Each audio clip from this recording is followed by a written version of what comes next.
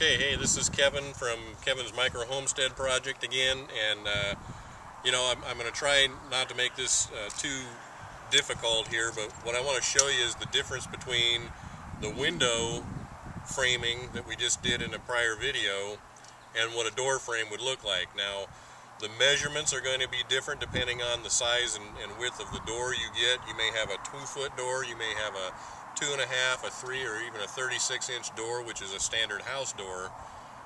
So those measurements are going to, spread the door frame out a little bit. But I want to show you real quickly just what the difference is between the window framing and the door framing. So I just did this video a minute ago on this is the window frame for this particular window. The big difference here between the door and the window is this cripple. It comes out of here, and the sill. Okay, that's what a door frame is going to look like. You're going to have your king stud, just like a window. You're going to have a trimmer or a jack stud that goes underneath your header, which is going to go across just like a window. And then you're going to have your cripples above your door, and this is going to depend on the size or height of the door. Standard size doors in a house are 6 foot 8 inches, plus the framing, or the, if you get a pre-hung door, you get a little bit of material that slips in between these studs. So you just need to know what the outside measurements of that pre-hung door frame are, and then you apply this accordingly. So if it's going to be 6 foot 8, then you know that this needs to be above that, and you're going to over frame it by an inch, just like you did in the previous video that I showed you about this window. It's a 20-inch window. It's going to be 21 inches wide.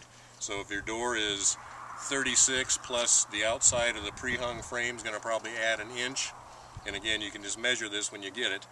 Then you're going to add an inch on top of that, so you've got some room in here to frame it and hang it, and just get it straight in the wall so it swings properly.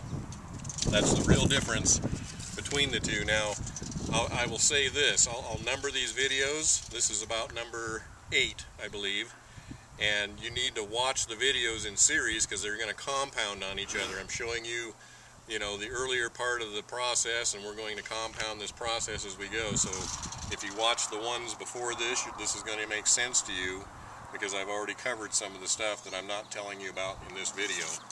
The other thing I'll do is I'll put some still shots up with some explanation about each one on the project site, which is Kevin's Micro Homestead at wordpress.com, and I'll put that link up on the description so you can go to it.